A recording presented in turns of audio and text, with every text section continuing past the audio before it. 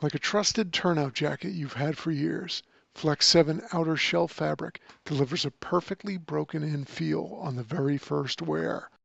Flexible, comfortable, and powered with the strength of Enforce technology, Flex 7 outer shell fabric is made to move. To learn more, visit tenkatafabrics.com/flex7. Flex 7, powered by Enforce technology. Only from Tenkata Protective Fabrics. Seconds count when responding to an emergency. Minutes save count when documenting your day. Emergency Networking makes records management easier and faster with its Fire and EMS solution. User-friendly, complete online and offline functionality, highly customizable, all at an affordable price. For more information, please visit emergencynetworking.com.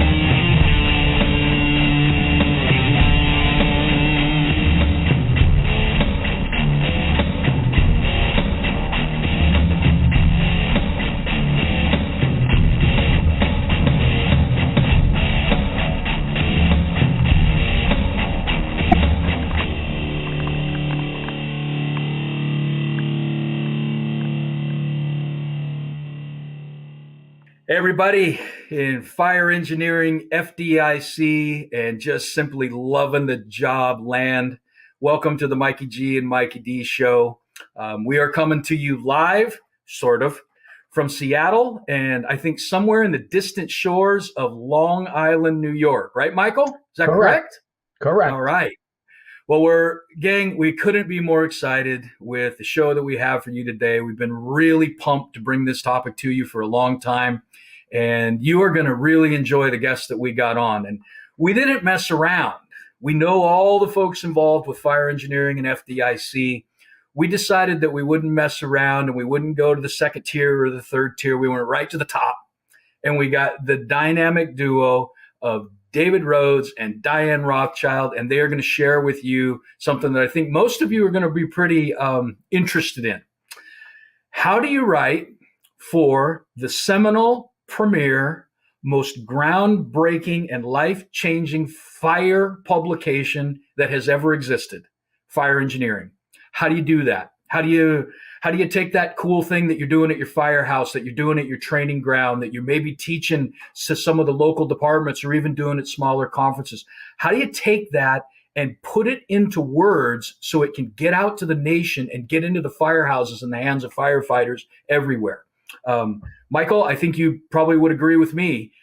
Is there a cooler moment in the world than going to the mailbox, finding a fire engineering magazine and something that you have worked and slaved over to try to make reasonable and intelligible for the nation is in fire engineering? I mean, is there a better day than that, brother? No, not at all. Not at all. And I love it when it shows up at my door, when my name is in the magazine. And it just allows you to use your voice, to be heard. And it's so cool. It's such a blessed thing that we do. And that the brothers and sisters out there take time to read it, listen to it, learn from it, whether it's on the podcast or anything else, that they're willing to give us some of their precious time, I think it's a gift. So thank you. Well, in the second part of the show is on that elusive, ethereal thing of how do I get accepted for FDIC? And I think we're going to pull the curtain back a little bit today. I think you're going to find that there's no weird little dude back there with a machine that's pulling the levers and all this kind of stuff. There are actually some fundamental common sense and very orderly things you can do to elevate your chances of teaching at, let's face it, the premier, most breathtaking exposition of the talent and the industry that exists in the world, FDIC. So we got Dave and Diane. They're the deciders, man. They're the ones who make most of the decisions. There are a lot of us to contribute and give input, but you're talking about the folks that make the decisions. So if you want to hear it from the folks that will tell you exactly what they're looking for, you're in for a wonderful hour and a half, however long we have fun with this.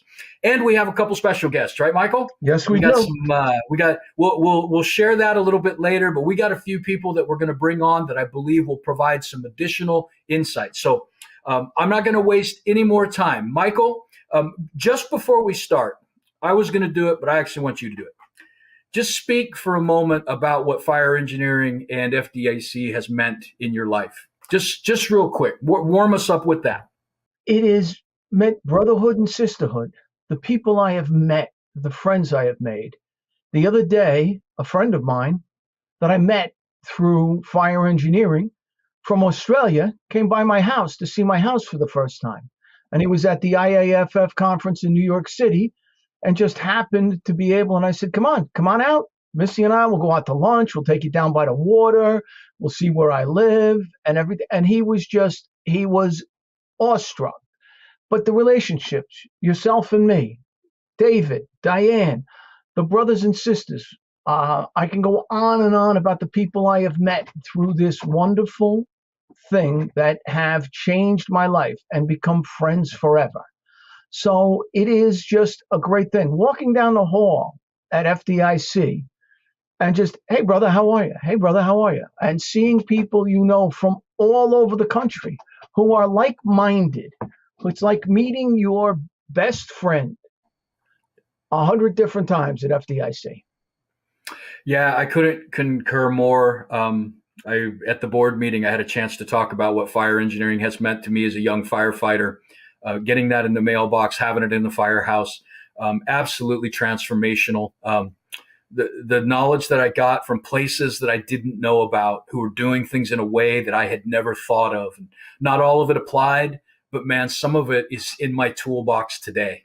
And the same thing with FDIC. And you articulated the relationships. And FDIC is actually that one place where the entire fire service is present. It's all there at one time, man. If you want to go look at the newest fire truck, go get on it and put that thing in pump. If you want to go look at a new ladder or a new rescue tool, or if you want to see some new system or a telemetry deal or some kind of staffing model, or you just want to talk about education opportunities, or what we're going to talk about, seeing absolutely the brightest and the best, the most innovative fire service instructors in the world, that's FDIC. So gang, I can't say enough about how much I love these two people that are coming on. I rave about Dugan all the time. He's become like family to me. And Dave and Diane are of the same, they're the same relationship, the same friendship. And I value it more than I can ever articulate. I'm going to spare you two the long bio intros. Is that okay? Since, not to throw you under the bus, but since I requested a bio and I got a smart aleck response from David, which actually wasn't too far off. I was going to say it was pretty accurate. Yeah, I got half a sentence from Diane. Why don't just briefly, let me just tell you, these are above and beyond what we'll talk about for the rest of the day. Two of the most transformational people I have ever met. And I've met a lot of people, man, thousands and thousands of people who are doing great work. There have not been two more influential people in my life or my career than these two. Close friends, dear people, legitimate, authentic people who often work behind the scenes and are grinding away to see that not only you have a good experience, but that the sacredness and the quality of these two brands is upheld. So, Diane, I'm going to introduce you first because you've been around the longest. All right. So tell them your position, your title, how long you've been with, and just if you want to rip on Rhodes a little bit, I'm fine with that. That's all good. You just called her old on the camera. Yeah, really. I have been here 34 years. Whew. David Rhodes is my fourth editor that I had to break in. And 34 years ago, I answered a blind ad in the New York Times, and the ad was asking for somebody to edit a monthly magazine that impacted daily lives.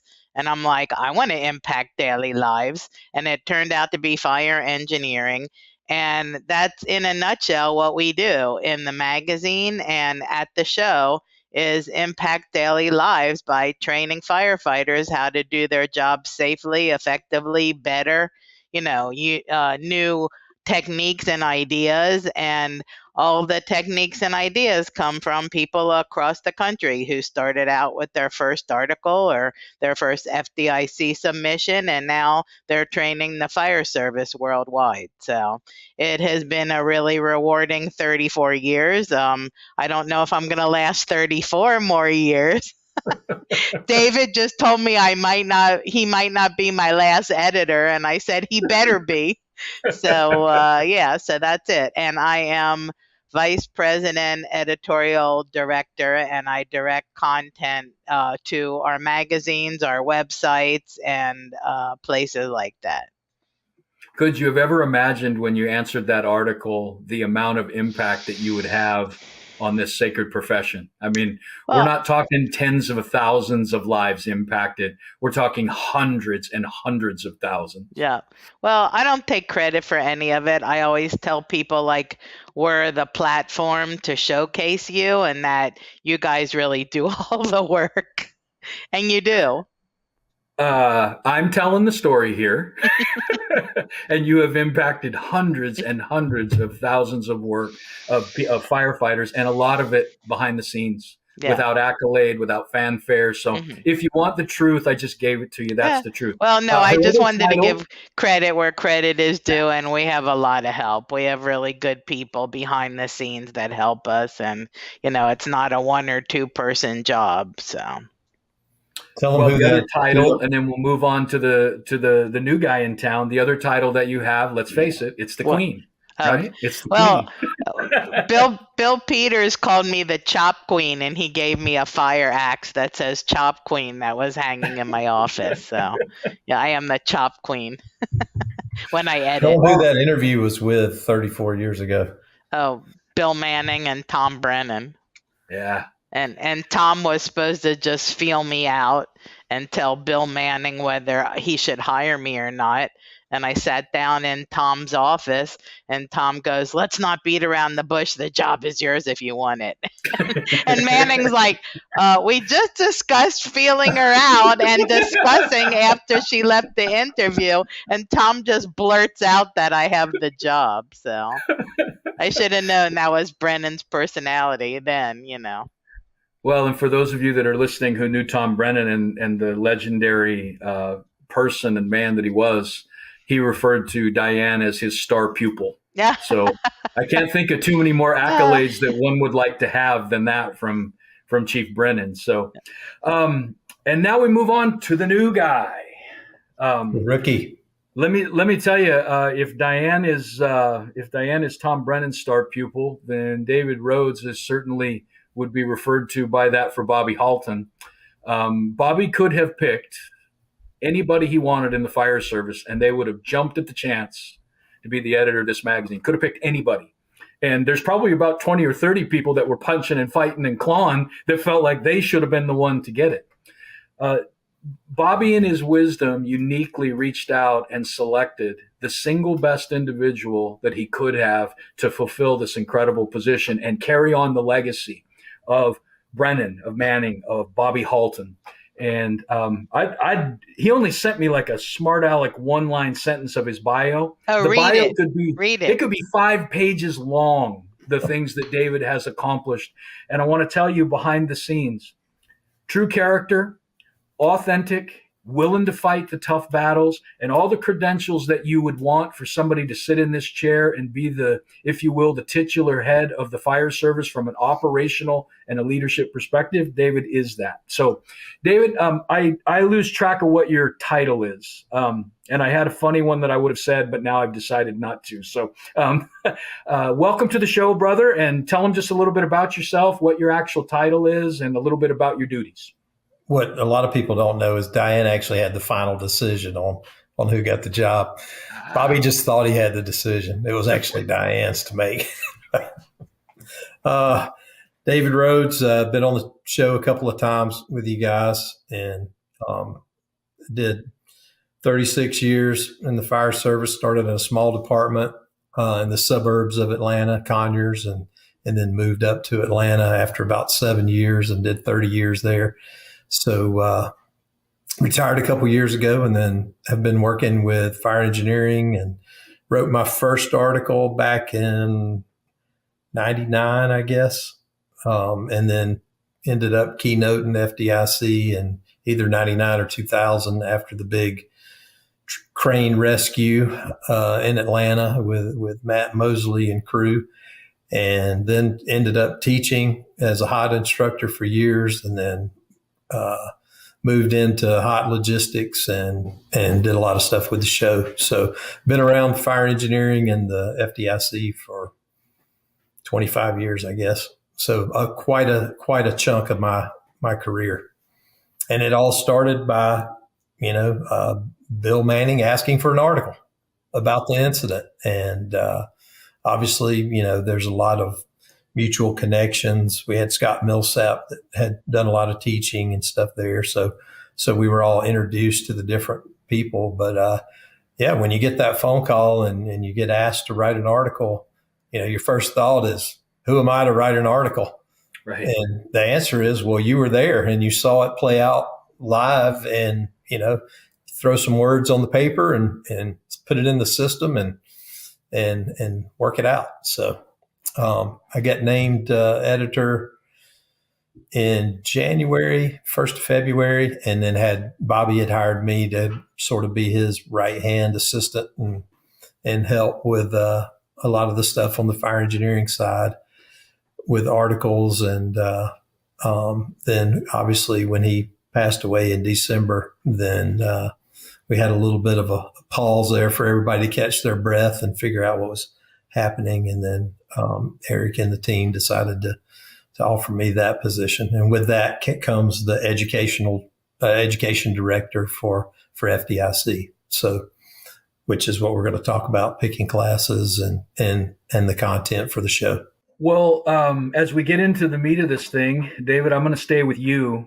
And you did reference back, and I thought it's a brilliant way to start it. We actually didn't script it, but there you go. It's a way to start it. Just so you both know, Mike and I just kind of take turns asking you questions. And then if something interests us, we opine or we veer off on a direction or whatever. Just to open us up, David, you said 1999, you got asked to write an article. And I imagine you were probably blown away to be asked. I love that you said, who am I to write an article? I know we all go through that. Even to this day, we struggle somewhat with that. Here's what I'd like you to do. There's going to be tens of thousands of people who watch this.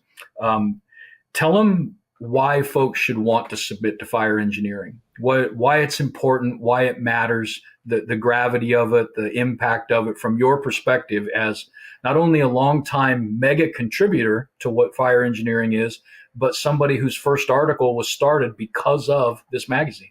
Yeah, the biggest thing is it's a huge platform to share your experience. And I think that's the most important thing, is that we learn from each other. And if you have something happen, or especially if there's something unique in your area, then that's something that needs to be shared with the entire fire service. And it could be, it could be a new twist on an old subject, even, because as the generations change, there's different terms and ways to communicate. There's different situations that arise that need to be explained in an updated manner. Anybody can say, well, there's, some fundamental things that happen in the fire service. There's been 100 articles on search, but what is unique about search today that wasn't the same, even 5 years ago? What's the new techniques or the new things with fire behavior or research or whatever? And it needs to be told in a fresh way to a new audience. Is like the college football team. The players are constantly changing. People are retiring. People are coming into the system. And so most people don't go back and search 20 years ago for an article unless you're researching a paper or doing some type of project. And so, the stories need to be retold with a fresh face in a lot of instances with your own experiences. Yeah, not everything is happening everywhere at once, right? Right. Not everybody's having a crane rescue like you were involved in, but they're gonna. Crane rescue is coming at some point, and to read about it and hear about it from somebody on the ground, the goods and the bads, what went right, what went wrong, groundbreaking. It's transformational for a skill set, a toolbox. Yep. And right out of the gate, it was really interesting because never have written an article before. And that incident was so big. And it was one of the first incidents that was broadcast live on television. It was before social media, but every single network went to it in the country from a live feed. And so I actually, not only did I get blessed with writing about the rescue, but I actually had 2 articles in the same edition. So I had one article about the fire itself, which was incredible, 10 alarms and burned houses miles away with the wind blowing the embers. But then we had a separate article about the rescue itself. So it was unique. And once it's like Mike said, it's like, once you get it in your hand and you see the pictures and the layout, you're kind of like overwhelmed. And it's like, it's a little bit like it strokes your ego for sure that you've got something in there, but you realize that like it started out with some notes on a piece of paper and it like people helped you along the way to get the message out. And that's the beauty. It's like a painting or anything else. It starts out with a concept and there's people to help you move it along the way. And we get a lot of things that aren't, they aren't print ready when we get them for sure. And sometimes it takes a lot of work, but if it's a good enough topic and there's a good enough message that we can see in there, then we're going to put the time into it to help you along the way, with not just Diane and I, but it could be a number of people. Well, Diane, we're going to go to you if you don't mind. What are the various sections or platforms of the fire engineering world that people who want to submit articles can submit to?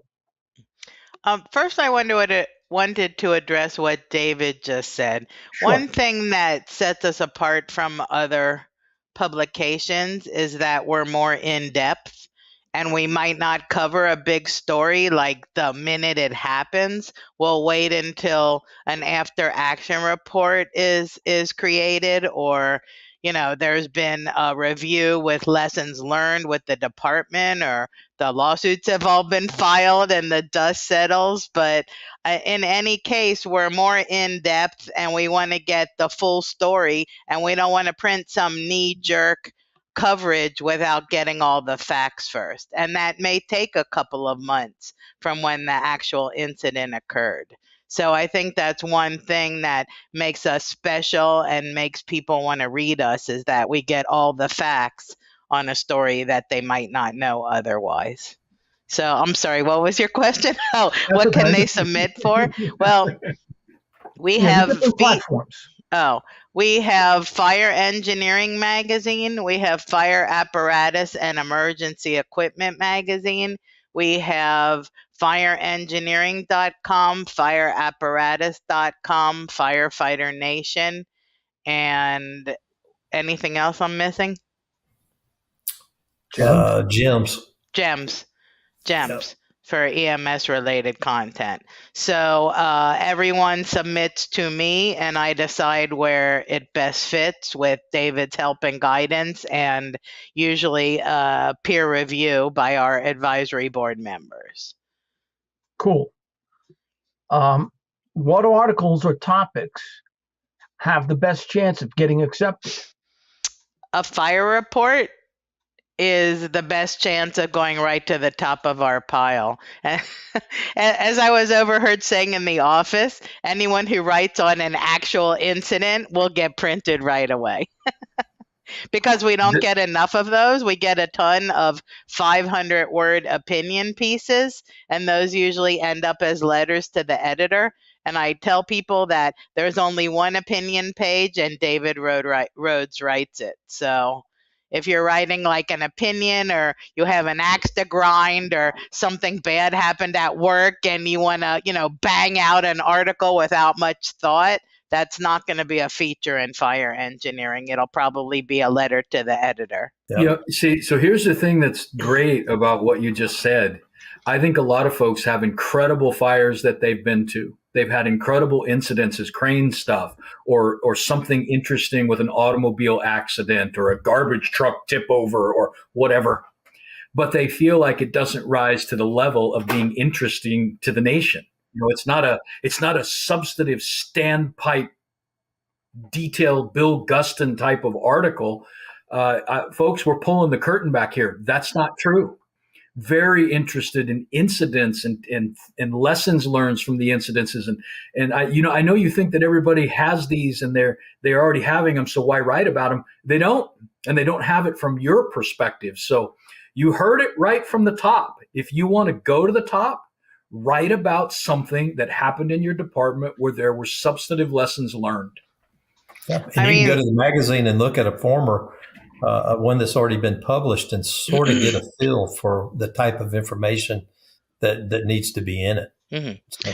We just had an instance where Tony Greco, our FDIC photographer, his son Michael Greco is the chief of Hasbrook Heights, New Jersey Volunteer Fire Department. And they just had a unique incident where they responded to a fire and they heard gunshots. And it turned out that the guy who lived in the house hid his gun and his ammunition from his wife in the oven.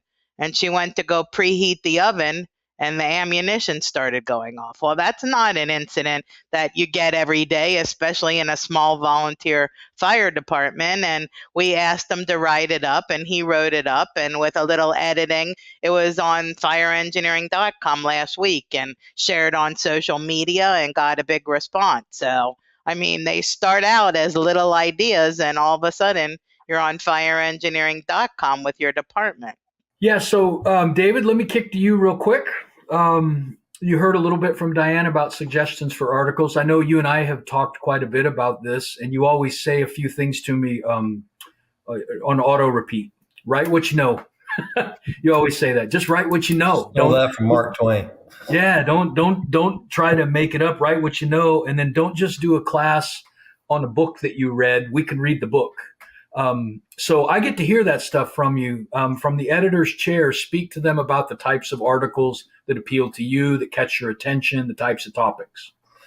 So the write what you know is important because we're looking for people that have unique experience with an incident. And so if your department is one station in middle America and you have a certain type of response package that goes to that, maybe it's 2 engines and a chief's car, and that's it. That's 5 people.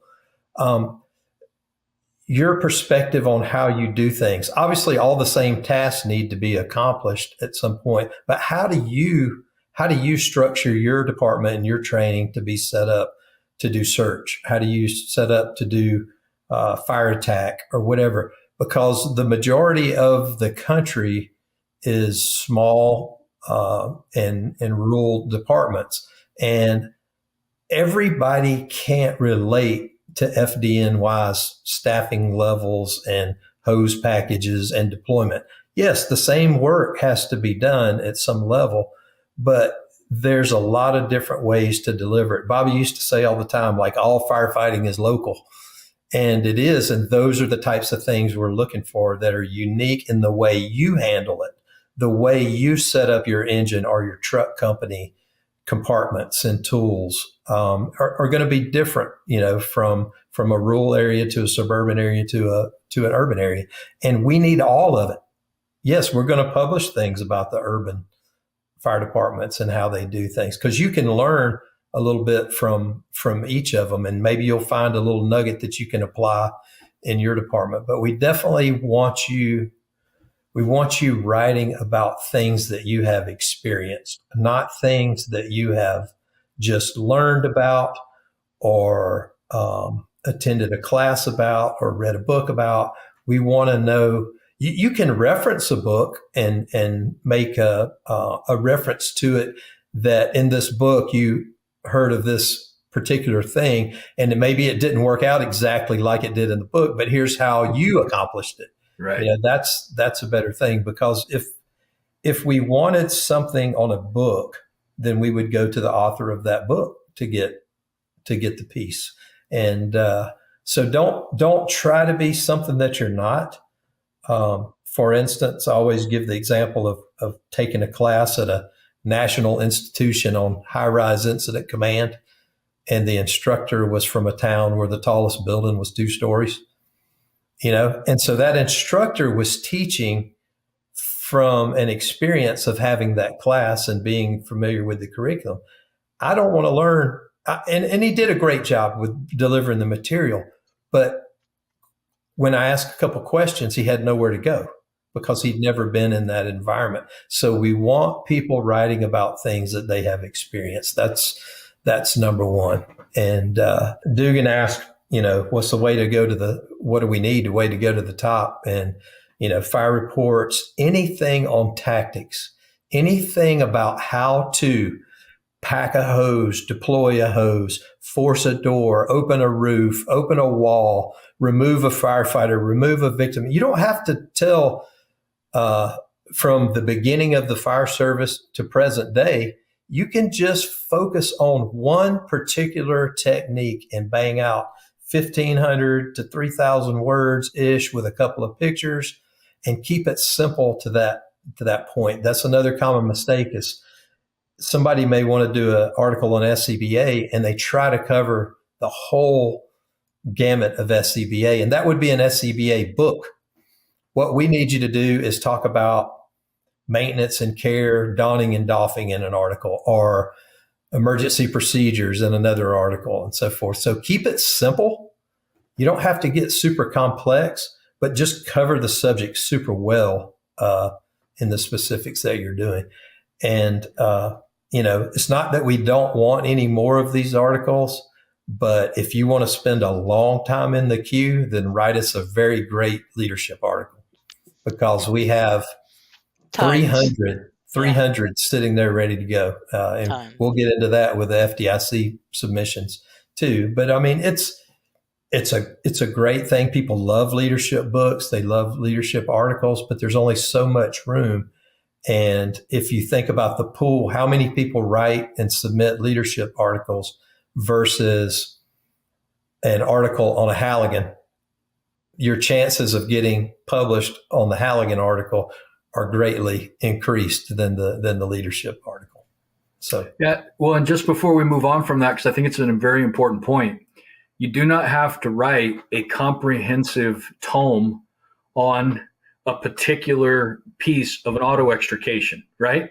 You don't have to write the history of auto extrication. What you write about is that on this little weird hybrid vehicle with this battery on fire, we did this and we had great effect, and we tried to replicate it and we were able to. Just write that. Mm-hmm. And the rest of us are going to go, yeah, that's awesome. Right? Cool.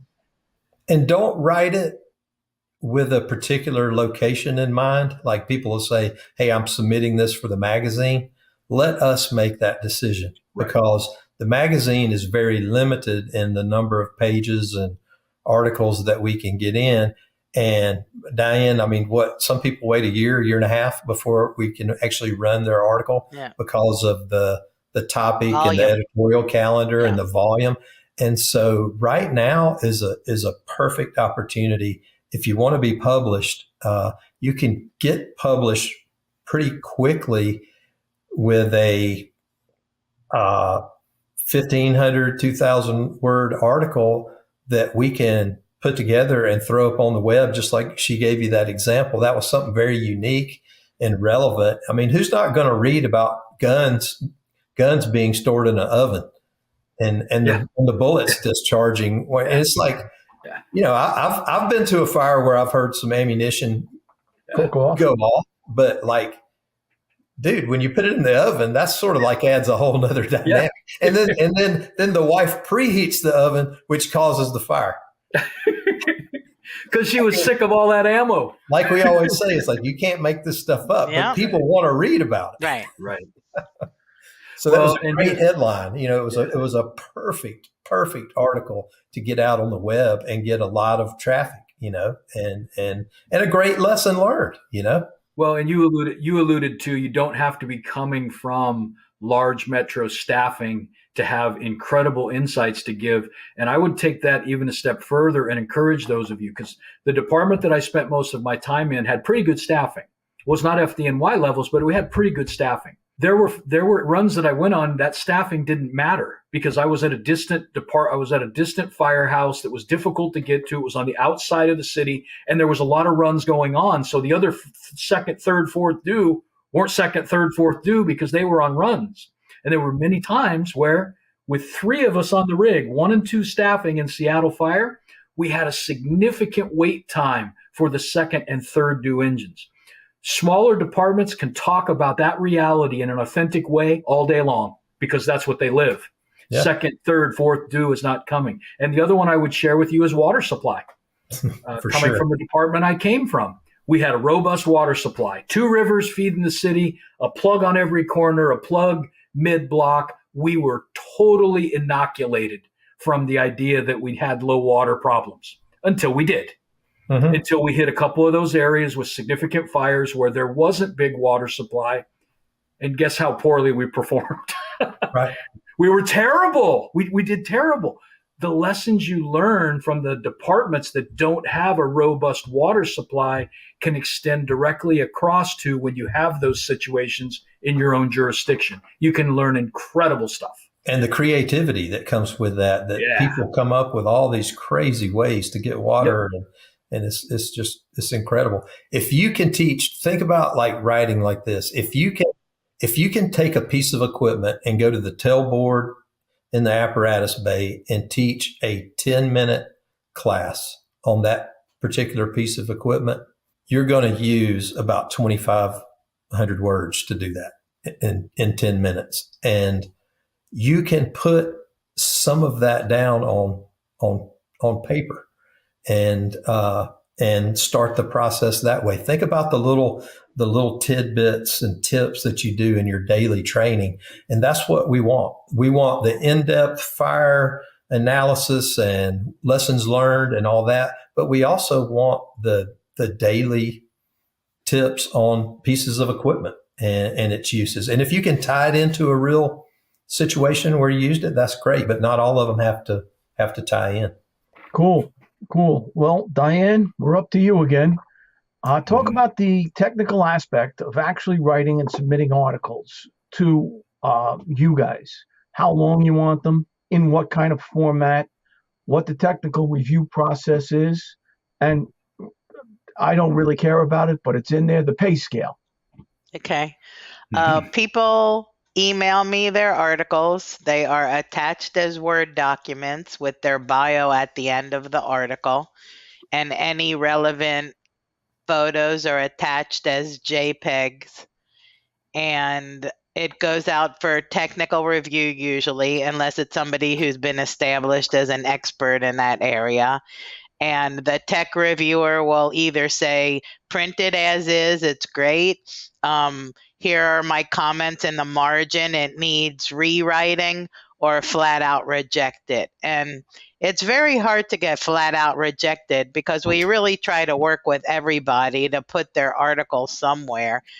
Some red flags are if you're claiming to be an expert in the subject matter and you're not writing to current NFPA standards, we may think you're not the expert if you don't know that a new standard has come out governing what you're talking about. And again, like David mentioned, sometimes we get people's research papers.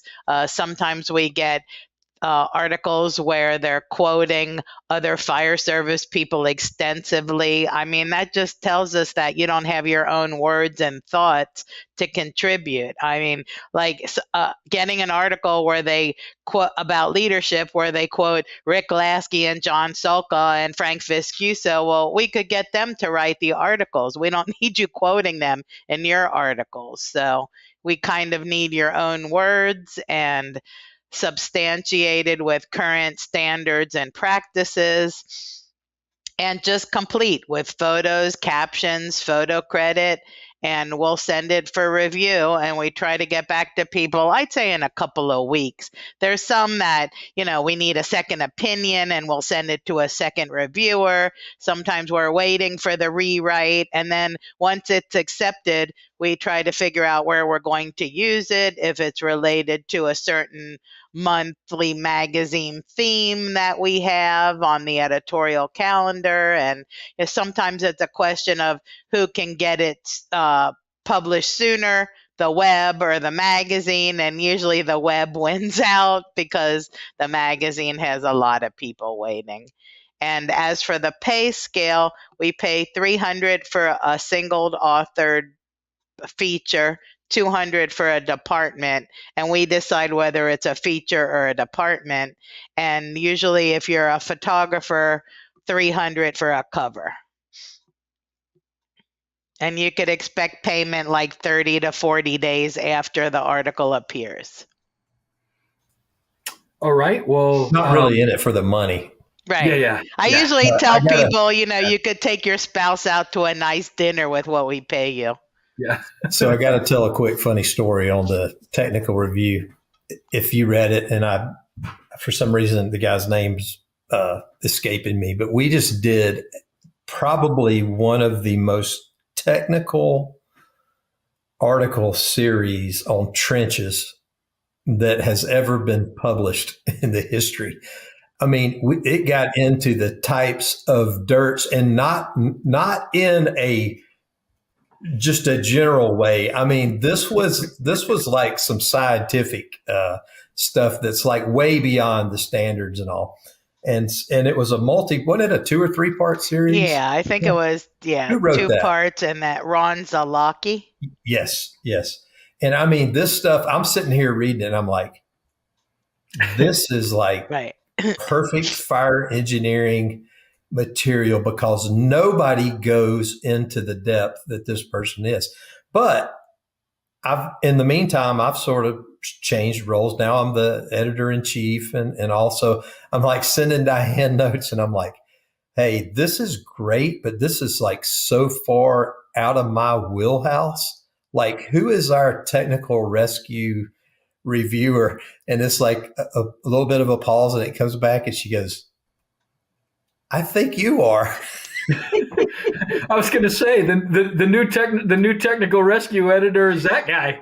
Because for years I was like the special ops chief, and I was reviewing all the technical rescue articles and stuff for her. But obviously, like, you move on to different roles and you're not as connected or whatever. And I don't know if there's anybody that could be connected enough to actually get in as depth as soil that. expert, right? But that was, it was phenomenal. Like, hey, I'm a little scared of this. It sounds great, but who's our expert that we go to? And she goes, you. So we had to find somebody. Who knew, right? I was like, yeah, I forgot I had that role for a while. Well, guys, that's a good overview. I mean, we're trying to be sensitive to time, but before we segue off to our first guest, Diane, we'll just stay with you. Anything else that we didn't talk about that you think's important for writing or getting accepted for fire engineering? And maybe what are a couple common mistakes that we haven't talked about, watch out points or things? And David, well, same thing. When she's done, same thing. Anything we've missed? Just that people shouldn't give up. It's like submitting for FDIC. If sometimes we reject an article or we'll hold an article because we just ran an article on that exact same topic and we have to put a little space between them, or we just don't have room in the issues. So people just shouldn't give up about writing for us. One thing that is very important is exclusivity. We don't want articles that you have sent to everyone under the sun. We want an article exclusively. And it's not a contest where we want to review it before our competitor reviews it, and whoever says they want it first wins. Because we don't really work that way. We take the time with each article to do an in-depth analysis and review of it. And sometimes our best reviewers are the busiest reviewers because they are the subject matter expert in that area. And we need to give them time to give it a thorough, honest, objective review and work with the author to make it better. And sometimes people get offended when I send back a marked up manuscript and say the technical reviewer wants you to address this and this and this, and they say, well, I'm not changing it, it's perfect as is. And we have to reject it because they don't want to put in the work to make it a good article. So I would just say, if you really want to be published in a technical, in-depth training magazine that's been around for 146 years, then you have to follow what they advise you to do to get printed. So you shouldn't give up. You should do any rewrites that are necessary. And it's like FDIC. If you get rejected once, have a thick skin and submit something else. Join the rest of us who've been rejected multiple times. Yeah. And you got to think that the reviewers are looking at it obviously for the technical content, but they're also reviewing it from the reader's perspective, and they're trying to answer the questions and make it clear for the reader because they have experience in the industry with doing that. And obviously, that's a communication lesson. You know exactly what you're talking about, right? It's in your head. It's like, that's why you can't proofread your own article, right? Because you are filling in all these blanks that the reader may not be able to fill in. So sometimes we need a little more color or a little more clarification on certain things, and shouldn't be offended. You should like that because it's going to make it such a better piece and make you look better, and stay away from just the straight out opinion pieces that, they're fun. They're fun for us to like glance through and see. You're like, oh, they got an axe to grind here, and I don't blame them or whatever. And it's like grind articles. Yeah, we like it. We don't necessarily disagree with it, but it's like we're not the place for just opinion pieces. And the other thing is we're very strict about not taking in the covert piece from a manufacturer or a salesperson, because we get tons of solicitations like, hey, I think I could contribute some content for you and all. And we do have a place for those if somebody wants to write like an editorial piece. There's places that those can go, but we are very upfront that, hey, this is a firefighter or a fire officer writing about this particular topic. And we're careful, even in our normal articles, like we will rarely see a product name. It'll be generic, like it'll be hydraulic rescue tool or something. It won't be a product specific name, because we're not trying to, one, we don't want them to have to review what we're saying about their product. But just be careful with things like that too. Yeah, I would just add, as someone who evaluates articles and reviews them, I can't tell you how many times, especially in the last 5-6 years, where I've had to go back to the author and say, it's cool that you're venting your spleen on this, and I get that you're fired up about it. I can tell, I get it, but there's no flow. It's stream of consciousness. There's no sequential. Not only is there no sequential path for anybody to learn anything, you're trying to cover 20 topics in one article. It's like, pick one, and write about that. Don't write 2 sentences on 20 different things. And I really didn't learn anything other than it's of interest to you. And really having to do the work of focusing down to what is it that I'm trying to say, and at the end of it, what are the objectives I want them to get, is such a healthy process in educational material. And a good dose of that for some of the articles that I've reviewed, and the encouragement I give to go back and do that, has really proven helpful to them. Cool. All right. Well, I hope that serves as a good overview. Just real quick before we start talking about FDIC, this is a fun moment. we get to bring in one of the finest people I've ever met, and easily, what for me personally, and I don't think I'm going to be alone in this, one of the most iconic fire service figures and educators that I have ever been privileged to know. And it's wonderful to be friends with the people who have impacted you. We're going to bring on the young and swarthy Bill Gustin. Billy, are you in the house? I'm back and I'm unmuted. All right. Bill, I could spend a long time and just embarrass you and embarrass myself going over all the things you've meant to the folks that are on this screen, the amount that you've contributed to the craft and the way you've gone about your business, which is exemplary. There's few people I know who have done it in quite the way you've done it and with the impact that you've done it. So you are one of the biggest advocates I've ever met for Fire Engineering Magazine. When your articles appear, I read them word for word, and I read them again and again.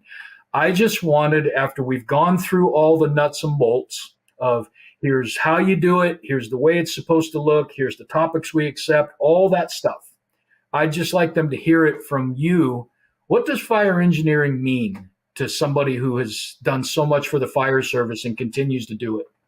I've been reading fire engineering since 1971. I had my first article published in 1981. And you talk about in-depth. In my view, that's the engineering in fire engineering. That's what makes fire engineering unique in the variety of fire service publications, is what we do a deep technical dive. Not always sexy, but with a lot of substance. And I love being affiliated with that. You have written some of the most substantive articles I have read. Talk to the individuals out there, Bill, the future of the fire service. You know, we're all getting older. We're all transitioning, if you will.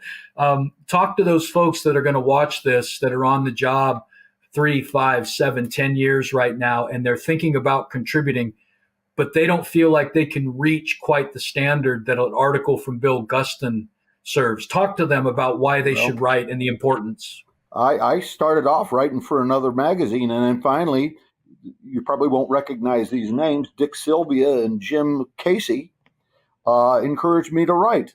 And so I got my first article published, as I said, in 1981. So first of all, be an avid reader of fire engineering. I mean, you've been reading fire engineering since your whole adolescent or adult life. In fact, sometimes when I reject an article, I say, this guy must have never read fire engineering. There's a certain editorial style. You don't write like you're talking in the firehouse kitchen. But it's you, and also lessons learned. You said experiences. And a lesson learned could be a mistake that you made. Now, I don't expect you to bash your department, but a mistake that you made. For instance, in the April edition, I wrote about operating above a fire. And I had a paragraph in there with the heading, "A Humiliating Mistake." Don't be afraid to bring that up. What we learned, what we would do differently with 2020 eyesight. So we want to read about incidents, some of which we were lucky, we thank the good Lord, we weren't there. So we're going to learn from the tragedies and sometimes the embarrassment or humiliation of those that were there. Yeah, all for the specific purpose of we don't want anybody else to ever experience that humiliation if we can help it. Exactly right. And I think the future of the fire service is in good hands. We've got some of the people that are coming on the job today are really into it. And our rate of pay has gone up to the point now that if you're sensible and you live within your means, you don't have to spend 48 hours busting your butt working a second job. You can be totally into this job, and you'll be more creative when it comes to writing. So everybody experiences something unique.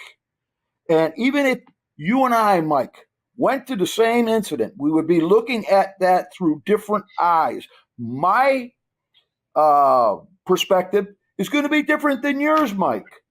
And so you're not reinventing the wheel. You're not just repeating a report. It's how it affected you, how you saw it from your perspective. And you said it, you hit the nail on the head, all of you. You don't have to be on a busy department. You don't have to be on a big department. You have one unique incident that maybe validates some research recently. Like, for instance, I made a submittal right after UL presented their search and rescue tactics for single-family, single-story homes. We had a textbook rescue like that, so I wrote it from our perspective, which is an analysis of a rescue within the context of the UL study. So I'm not giving a book report on the UL study. Right. I'm giving a book report of how the UL study was applicable to our experience. Perfect. Yeah. Perfect. Well, buddy, thank you I know you're a busy man. Tell the department we appreciate you, appreciate them letting us have you for a few minutes. And I hope you can hear the passion in his voice, longtime contributor. His first article was in 1981. I think I was listening to Kiss records as a sophomore in high school in 1981. So if that puts a time date on it for you, Billy. Well, I write for, I just got an email last week. You're going to publish an article in October. That brings as much joy and self of satisfaction as it did in 1981. Yeah. Also, I love my fire department, and I want to showcase Miami-Dade Fire Rescue Department. Yeah. The other thing is that there's an electronic edition of fire engineering, and there's a print edition, but there is also another edition you may not be aware of. That's the Cosmic Edition. That's the edition that my dad up in heaven reads, and I make him proud every time one of these articles comes out. Yeah. Amen, brother. Amen. Thank you, my friend. For having me on. Yeah. Thank you, Bill. Really appreciate it. God Thanks bless very everybody. much. All right. Bye-bye. Okay. We're gonna finish with fire engineering there. I can't think of a better way to cap it off than what you just heard. You guys didn't know there was a Cosmic Edition. Diane, now you have to prepare for the Cosmic Edition. So I'm not sure how you're going to edit that one, but now we're going to talk about FDIC, the greatest fire show on earth. And our simple goal is, again, to pull back the curtain and let you see that it ain't all that mystical. It ain't all that opaque about the process that you need to take and the steps you need to take to give yourself the best chance to be submitted. So, Michael, you got question number one there. Go ahead and launch us into FDIC. Well, this is an easy one for me, and it's for David. Why should folks submit the FDIC? Same reason as writing for the magazine. It's the opportunity for you to share your message, your experience with the fire service. And it's a phenomenal platform to be there and not only share your experiences in a classroom or a hot class or a workshop, but it's just like any other teaching experience. You're going to learn back from the audience and from the networking that goes on outside of your class that's being part of the whole experience. So,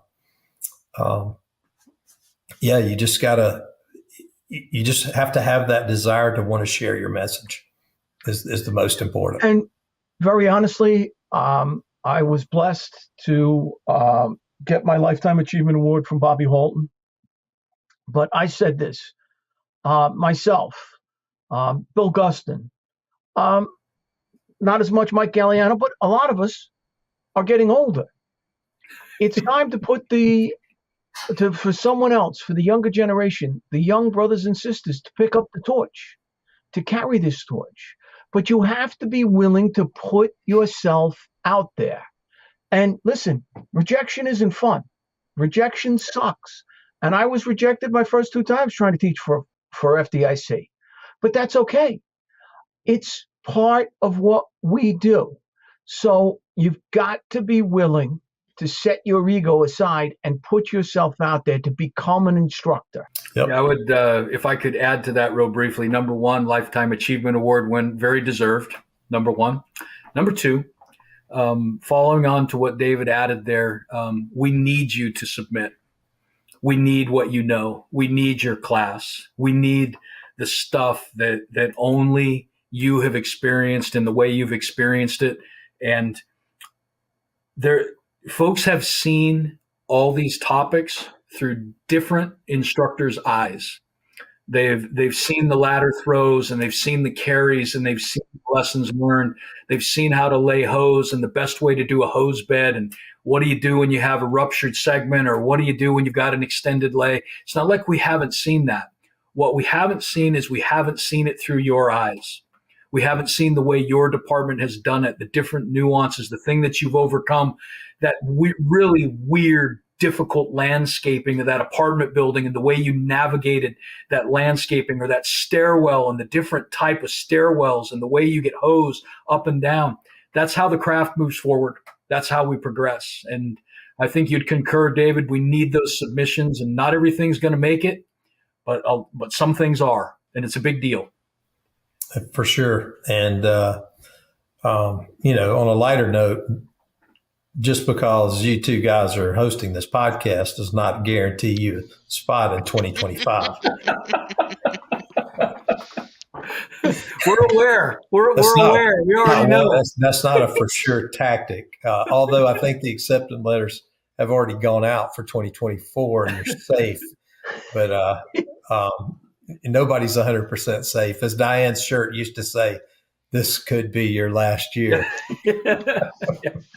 Yeah, Mike and I both made sure we got accepted before we decided to do this podcast. That would have been embarrassing.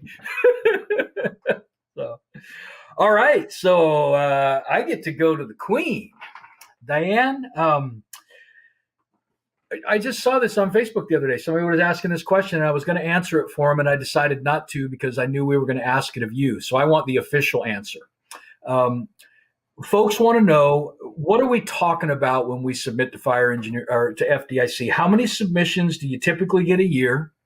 How many ballpark are accepted? And what is the ratio of, old classes that ran last year, brand new classes, brand new instructors, all that type of stuff? The official answer, so we can say, here's what it is from the top. Well, interestingly enough, this was the biggest year for submissions ever. We set a record of over 1,000 submissions, and we only have room for about 300. So we like to break it down that it's 1/3 repeat instructors with a repeat class that was very popular and had big student numbers, repeat instructor with a brand new class, and brand new instructors with, the last third is brand new instructors with a brand new class. And you don't have to have taught at FDIC before, but you had to have taught your class before. FDIC is not the place to break in a class that you've never given anywhere. It's the big stage. It's like the Broadway as opposed to the off-Broadway. And that's not the time to be testing out something you've never given. So keep that in mind. We don't look to see, have you taught with us? But we do ask that question on the submission form. And if you haven't taught it anywhere, it's usually an automatic rejection. So test out your classes to your department, to your local academy, to neighboring departments, and get it ready for the big stage so we can pick it, in the future. And can I just say something, add onto that a little bit, Diane? Yeah. Because my first FDIC teaching, now I had given my class before in other locales and everything else around me. But now I'm in front of the whole nation. I'm not local. I'm now in front of the whole nation. I had an hour and 45 minutes. I was done in an hour and 15 because I talked so fast, because I was so nervous and I was pacing. And I'm like, holy crap, how do I fill up the rest of the time here? What do I do? I don't want them to think I'm letting the students out early. So again, this is how you prepare yourself. You get into that flow of the class is by teaching it other places. Now, if you're John Norman, John Salka, Mike Gagliano, Mike Champo, and you put together a new class, those people, we know they know how to teach. They've taught so many classes, but we want to know if this is, you're trying to present to FDIC. If you haven't given this anywhere before, people are going to be looking at you like, what are you trying to do? And it is scary.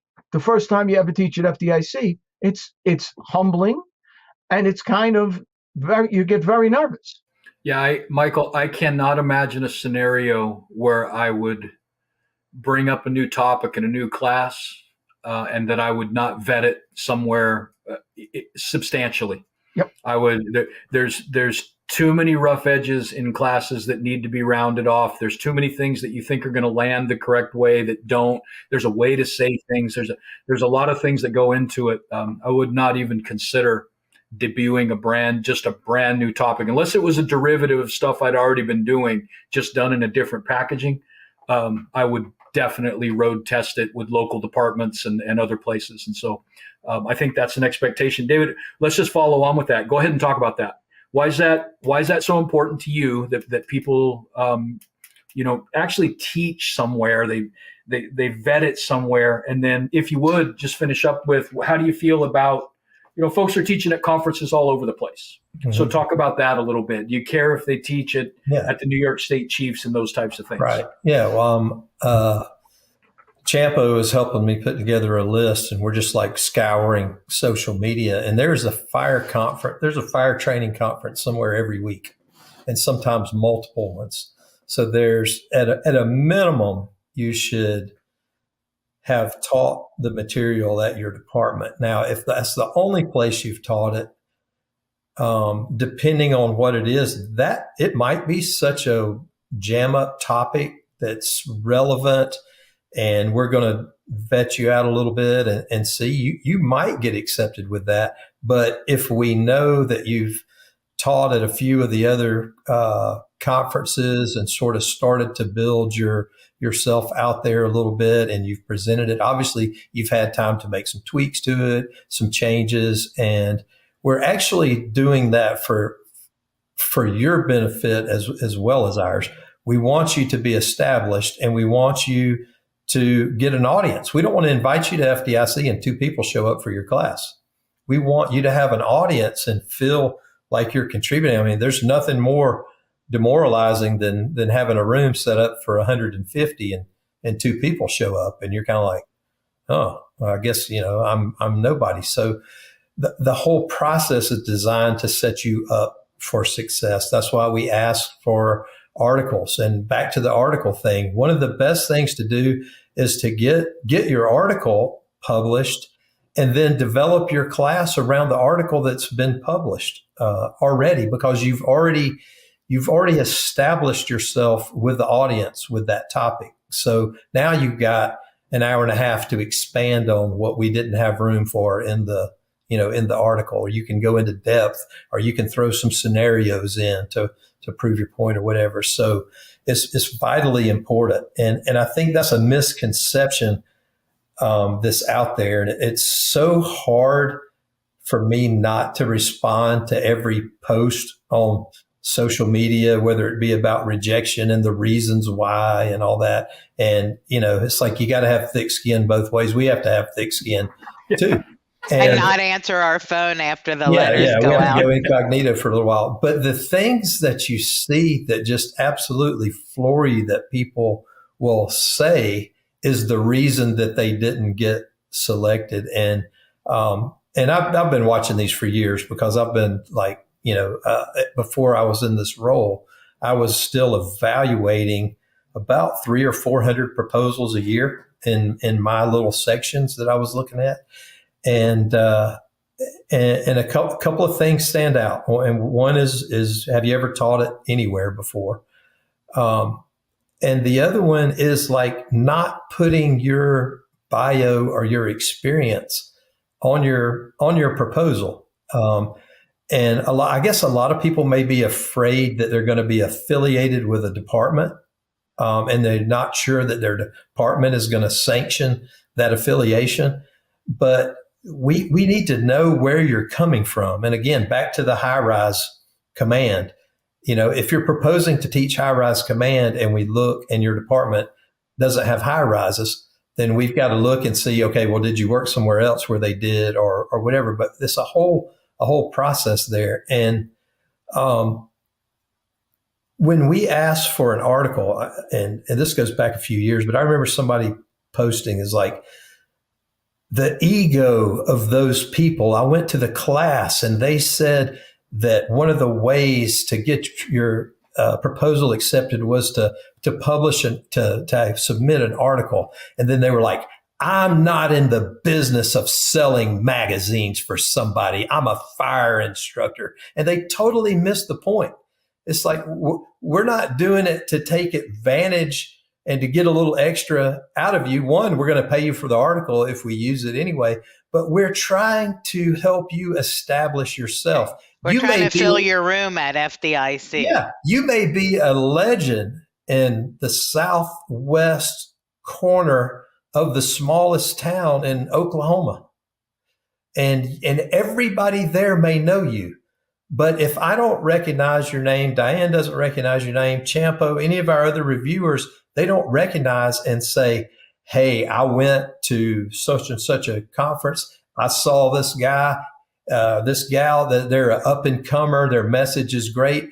If we don't know that, then we got to help you build that so that somebody will be interested in your class. So I think sometimes you may kind of come into it thinking maybe you're a little bit bigger of a deal than everybody else does. And it is very humbling to get that rejection later, but it's like nobody knows who you are. And you can't take away the value of a relationship. Like you have to establish yourself and let us know that you don't have to be the expert on the subject, but you have to have expertise in the subject. And one way you do that is by sending us an article that we can take a look at and vet and it's not just me or Diane, it's a whole group of people looking at it. And it's vitally important that you have something you're teaching that you know about or have done, and that it's something of interest. And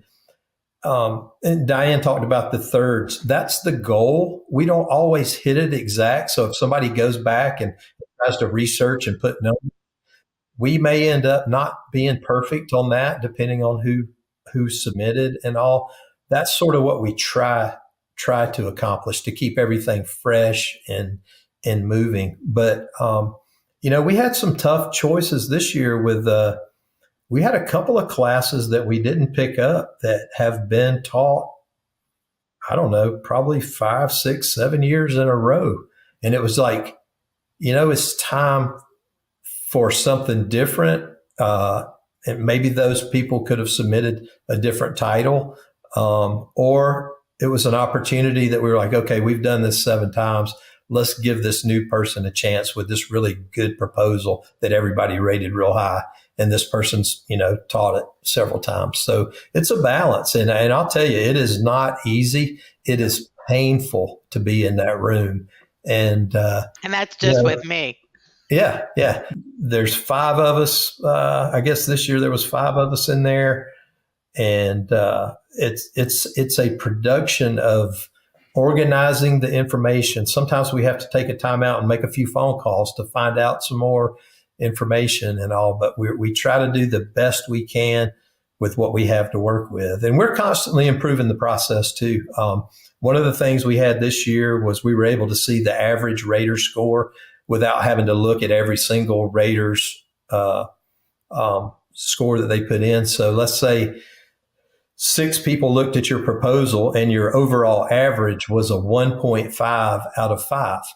Well, we were able to sort the proposals on a spreadsheet and see which ones were the highest rated in that topic. And it didn't automatically knock you out, because there may have been something else like we knew that you didn't put in your proposal. Maybe it was somebody we had already worked with before and they forgot to add this piece or whatever, and we knew that up front. So there's still a lot of, there's a combination of subjectivity with the ratings and then objectivity of our personal knowledge of folks and what they've contributed. And, flat out, if we've got 3 jam up proposals for writ, let's just to pick that as a topic. We got 3 just it's all rated really high.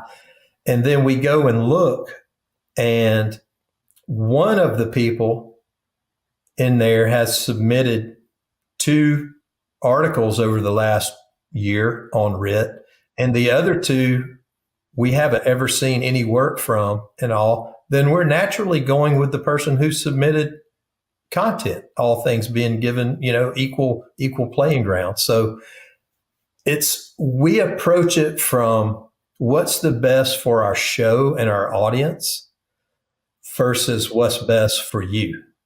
And if, nobody wants to get rejected, but look at the odds. And then we could even sort it down into topics and give you it's just like the articles, with the leadership versus the tactics. If we out of those 1,009 proposals we got, some of them are hot, some of them are workshops, but probably 300 of the 1,009 were leadership proposals. And what do we take, Diane? Maybe 20 leadership classes on the high end, and that's a lot. Right. I mean, when you're comparing that to some other subjects, we're taking 20, but your chances of getting picked for one of those leadership articles, 20 out of 300, are a lot lower than 4 people who submitted for the well stretch or stretching up a stairwell or something like that, because they got like a 25% chance of getting picked, because we need that topic. And we try to balance, like, we don't want everything to be engine company or everything to be leadership.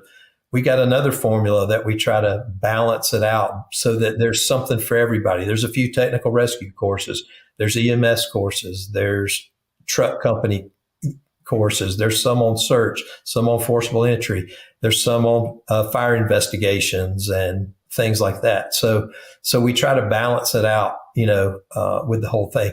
And it's unfortunate, but there is no magic bullet, because you could do everything right. We could publish 4 articles, you could do a podcast and make a submission, and as bad as we want it, we don't have room for it. Right. And we look at that. We're like, okay, this person's really done a lot of stuff. They did everything we told them. But the problem is we have too many in that category that took a priority because maybe they were a little more of an updated material or whatever. So you just have to do everything you can in your power and realize that even that is not always a guarantee. But your persistence is going to give you the most chances. And we had a guy this year, not mentioning any names, but it's like, I saw this name, I've seen this guy teach a few times, have a little bit of knowledge about him, and I'm like, this person's never taught for us, have they? And they're like, nope. And I'm like, had they put in for like 10 years in a row? And Diane started laughing. She goes, yeah, they have. And I was like, well, guess what? Yeah. This guy's getting a chance this year. Yeah.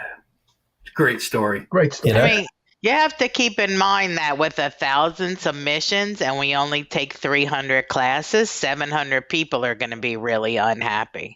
And there's nothing we can do about it. We're limited by the physical classroom numbers in the Indiana Convention Center. Mm-hmm. Well, not only are those 700 going to be unhappy, but so are all of their acolytes and whatever groups they're involved in because they I didn't get posted. I saw a lot of I'm those. a member of the Chainsaw Mafia. Why didn't I get selected? Can I talk about some of the reasons for rejection besides what David already mentioned? Sure. Some people submit classes that mirror classes we already do with people who have taught them for years, and they pack a room. So it's like if somebody is going to submit the art of go, no go, and Mike Gagliano teaches that every year to 300, 400 students, we're not going to give up on Gagliano and pick someone new. We're going to be loyal to the person who has produced for us for years. So that's one problem people have. Sometimes they submit a class topic that is just too niche. I mean, we want to fill the classroom. We don't want to fill a phone booth. And if your topic is too narrow and we don't think people are going to come, we're going to pick something else that is going to just fill the room.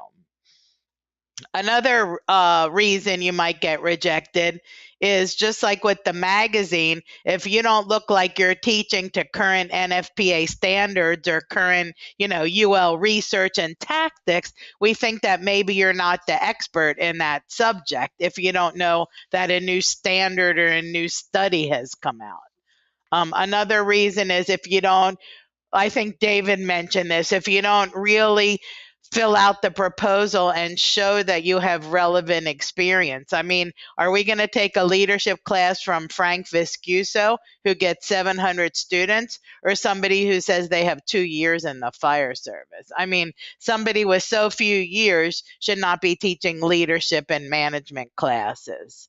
And then, like David said, sometimes there's absolutely nothing wrong with your submission and we don't have room for it. And that's the one that hurts the most. I mean, and it's somebody that we know and has done a lot for us. And it's horrible. Right. But so, I mean, those are the reasons people get rejected. It's no magic formula to get accepted. I mean, there's people who have taught for years that sit 1 year out. And, we do the best we can with what we have to work with. And it's not a click. I mean, people are like, oh, it's a click and you have to, know someone to get accepted. It's not a click. It's like everyone had their first article in their first class, and it's equal opportunity for everyone to try. Yeah. And the other one that we see that is probably one of the hardest not to respond to is they get rejected and they can't figure out why. And then they go through a litany of stuff. And then there's sympathizers that come to and they say, it's all about the money. Right. It's all about the money. And I always laugh with that. And they even tie in the fact that we want an article, that it's all about the money. And I think we explained that well enough. But what other conference invites you in, flies you out, and pays for you to stay for the entire rest of the conference? So like these hot instructors that we pick up for a hot class, they come in either Friday or Saturday and set up their class and stay in the hotel. And they're done on Tuesday night, unless they happen to be extremely fortunate and are also teaching a classroom or something, which sometimes happens. But even let's say they're not teaching anything else for the show. If it was all about the money, then we would tell them to leave Tuesday night. 2 nights, right. We'd give them 2 nights, like other conferences. We have them stay for the entire conference till Friday, through Friday, so that they can go to classes, so that they can be a part of the whole experience, so that they can go walk the show floor and see the exhibitors and see what's new, because we want it to be of benefit to them too. And that's just unheard of. It doesn't make business sense if it's all about the money to do that. We would have you in for the day you teach or the night before, and then we would send you home as soon as your class was over. And that's just not the way we do business. And we're very fortunate that our bosses understand that and support it. And we've said it. I know I made a big spill to the hot instructors about it, but it's like, we do not make money off of the hot classes. We lose a lot of money. That's why people don't do them at conferences the way we do, with charter buses, with facilities, with safety officers and instructors and all. It is a huge chunk of money, but it is considered in our culture an investment. because we are investing in that piece of education for you to come have the opportunity to take it. Does the show make money? Absolutely. We couldn't exist if the show didn't make money. But we spend a lot of money. The conference as a spend a whole lot of money. makes money. So there is an element that is about making enough money to be able to make a profit, but it also allows us to do the education piece. If it was just about money, there would be no education and it would be exhibits only. And then we wouldn't have near the expense of renting the convention center classrooms. I saw the AV bill proposal for just you take it for granted as an instructor. Your computer, your screen, your microphone set up in your room, multiplied by all the classrooms, the chairs and the table set up. And it is astronomical what it costs to pull off the education. Just the AV setup per room is like over $1,000. So you're looking at over $1 million in AV support just for you to be able to come and teach your class at our conference. So I always have to restrain myself in that, but I don't want to sugarcoat it. It's like if you're in business, you have to make money to exist. Right. People have salaries, there's taxes to be paid, and all that. But when it comes to the education piece of that show, none of the classes we pick have anything to do with making money.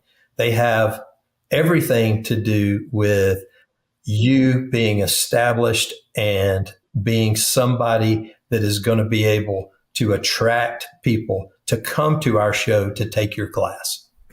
No, well said. And I actually want to vent, and I'm not gonna. I think the idea that it's all about the money is one of the most absurd straw man arguments I've ever heard. It's a total straw man that makes there's no basis of reality in it if you apply it across the board.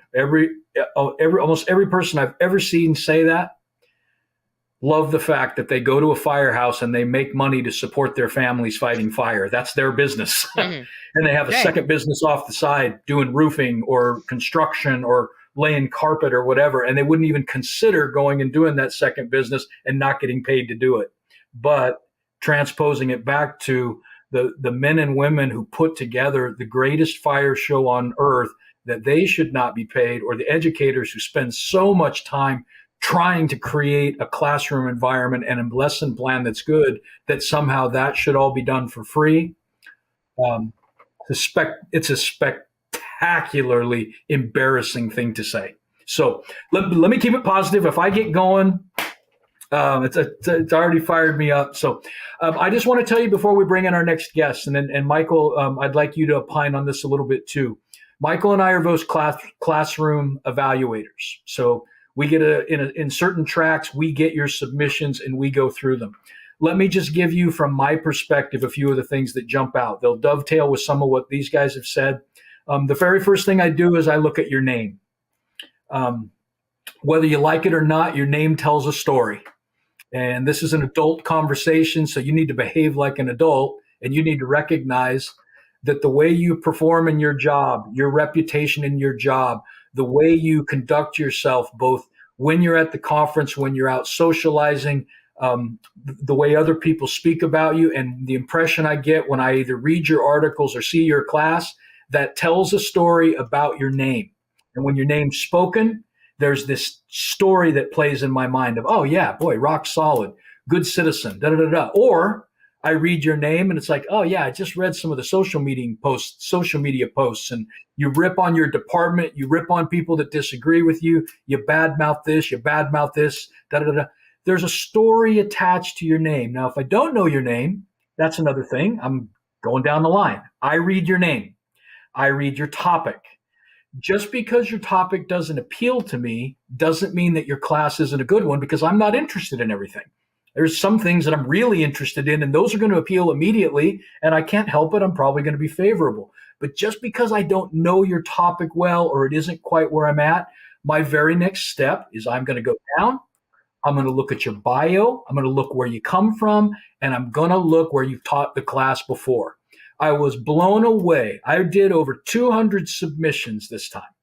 I was blown away at the percentage of submissions that you folks did where you either didn't fill it out or you haven't taught your class that you want to teach at the Super Bowl. You want to teach at FDIC, the Super Bowl, the World Series of Fire Service Instruction, and you hadn't taught it anywhere. You cannot get past, no matter how good your submission is with me, if you haven't vetted it somewhere. I'm a strong believer in you should have taught your class at your fire department. Whatever it is that you were doing, you should have shared it with your fellow brothers and sisters in your own place with your own team. Now, there are probably some examples where your department won't let you teach it. Okay, teach it to surrounding departments. Teach it to the local Fools organization. Go there on a Tuesday night when they're looking for training and teach it with the Fools. You should have taught it at one of the hundreds, if not thousands, of fire conferences that are doing call for papers every day. There's a call for paper on Facebook every day for the North Idaho Regional Fire and Smoke Showing Conference. Go submit there, teach it there, have it vetted. There's an importance to that process. And I'm telling you as an evaluator, it's very important to me. If you haven't taught it somewhere, you can't teach it at FDIC, at least if you want my vote or my grade. Then I go to your proposal. I'm looking for succinct, concise language that runs me through. Here's the insight or the thing you have, and here's how I'm going to get the students to the conclusions. I've got to meander around too much and try to figure out what you're talking about. I'm not that bright, gang. I'm going to probably just kind of bail on it because I got 199 other submissions to look at. That's the bulk of what I'm looking for. If that's in place, you've got a real good chance of me giving you a favorable grade. And I feel like I'm a pretty easy grader. I don't know all the topics. I had 3 submissions on psychedelics and psychedelic mushrooms in therapy training session. And he picked all 3 of them. Yeah, and but I put you had to supply samples at the conference. I don't know much about that topic. But I did try very hard to go down and see if it was done in a sequential manner and at least give it a fair grade. So you can get on the radar of evaluators, but those are a few things, at least from my perspective, that I'm looking for. Michael, you're an evaluator. What jumps out at you? I go through most of the same things you do, and I look at what you have. If you don't take the time to fill out the evaluation, now I'm going to give you a tip from somebody who's done quite a few submissions to FDIC and been rejected a couple of times. I do it in Word first. So I can proof it, I can read it, I can do it, and I keep it. I save the document. So I know what I'm submitting. I know what I'm going through. If you can't take the time to fill out the submission on your class, if I go and I look for your bio, your resume, or the learning objective, or the teaching methodology, whatever it is, why are you teaching this subject? And you haven't filled that out, it tells me you're not involved enough to fill that out. I'm not going to give you a good mark because you're not doing the thing. Take the time to put that together. Put it together beforehand. Proofread it. Bring it to some friends. Have them look at it. Go over it before you submit it. And make sure that it's up to speed, that you have your bio, you have your resume, you have where you've taught the classes. And take the time to put them in. And again, sometimes they ask about classes. I've taught classes with Michael all over the country. And I say, we've taught this class nationwide, okay, on numerous occasions. That's fine. But if you're teaching it and you're not someone we know, and I don't know that, if you don't tell me that you've taught this to people, it's going to be probably a no for me. Let's do a cool thing. You've heard from all of us. Let's bring in somebody who fought and battled and scrapped to get their class accepted by FDIC. So, Mark, if Candace is still hanging on, we've gone a little longer. Then, hey, there she is. Candace, if I tried to read all the things you have done in life this would be a 5-hour podcast. You are literally one of the most optimistic, positive, and dare I say accomplished people that I've come across in a long time. This is Dr. Candace McDonald, the Deputy CEO of the National Volunteer Fire Council, formerly worked for NASA, a specialist and a federal agent, firefighter, inspector, EMT, CE instructor, adjunct professor, travel agent, and I'm just scratching the surface. Here's why we wanted you on, Candace. You have obviously had success, right? You have written for fire engineering, you've taught at FDIC, you're on the advisory board, and you are one of the evaluators. But would you share with some folks that are struggling to make it the process that you went through to actually get to the point of being successful? Yeah, so sure. First, I want to thank you guys for having me. It's exciting to be here with all of you, people that I've looked up to for a very long time and learned so much from. So let's go back to 2013. I submitted for FDIC, and again, I was not selected to teach. The rejection letter came with a big no, but there was some fine print with that no. And it was from Diane, and it said, you haven't been accepted, but please consider submitting articles on your topic. Well, that's exactly what I did. I had 2 different classes that had been rejected. So I took those class ideas and I turned them into articles, and those articles were accepted to be published. So that was a huge win. But in addition to writing, I started to talk to other instructors. I asked them for advice. They became my mentors. This led to me reevaluating the topic that I wanted to teach on. I learned that I needed a topic that was not being covered and that filled a big need in the fire service. So I decided that reputation management in the fire service would be my area. It was already an area that I was submerged in. This was a topic that the organization that I belonged to had written a national white paper on, and the solutions to address this issue were the focus of my research for my master's degree. So I had it already there. So I was in there. So I developed a class, and then I started teaching reputation management at state and other national conferences so that I could gain credibility as an instructor. At that time, again, this was an area in the fire service that wasn't being heavily taught. This was before my good friend Tom Merrill was teaching his wonderful class on professionalism. So every chance that I got, I submitted to teach this course. I was teaching at the state level and the local level, and anybody that would let me do it, I was there so that I could master my message and become more confident in my delivery. I also asked seasoned instructors to provide me with candid, honest feedback. So how could I improve my message? So as I was teaching that, I would ask people that I trusted, hey, what could I do better? Is there something that maybe was a little off in my delivery? And I asked for that honest feedback from people that I trusted, and they gave it to me. And I really appreciated that, because I knew to rise to a level to be FDIC worthy, I needed that input so that I could get better. So my first article was published, and I was so excited. It was a victory, but I didn't want that to be a one and done. So I came up with a system. Every time that Diane said, we're going to publish this article, I said, okay, I got to start writing another one, because my thought was I would not let them forget who I was. They were not going to forget who the girl from Ohio was. So that's what I did. I started writing on anything that I felt that other volunteers could learn from.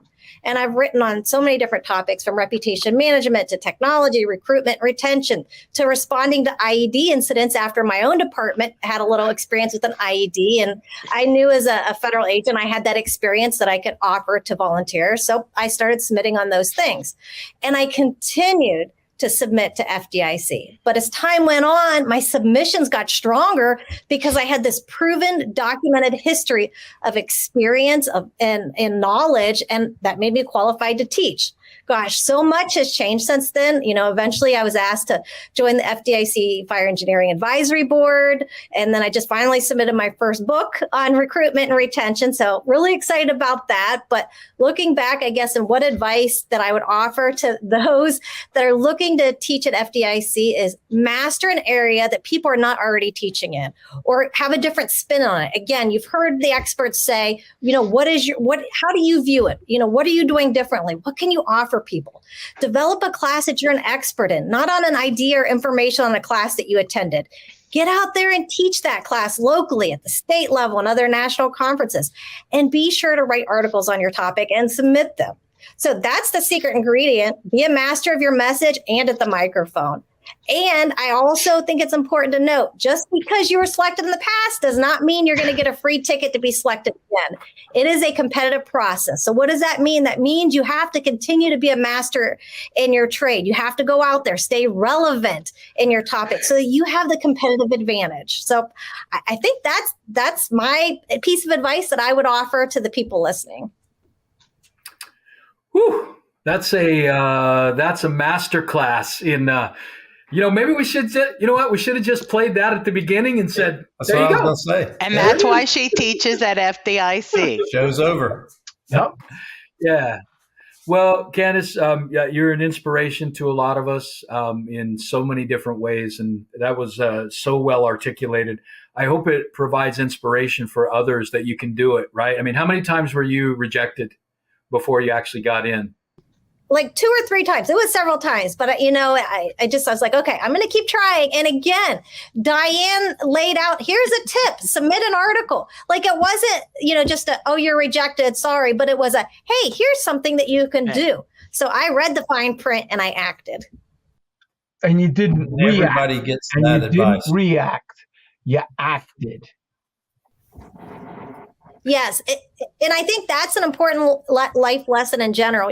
So often in life, we do get no's, we get rejected. It's part of life, but it's what you do.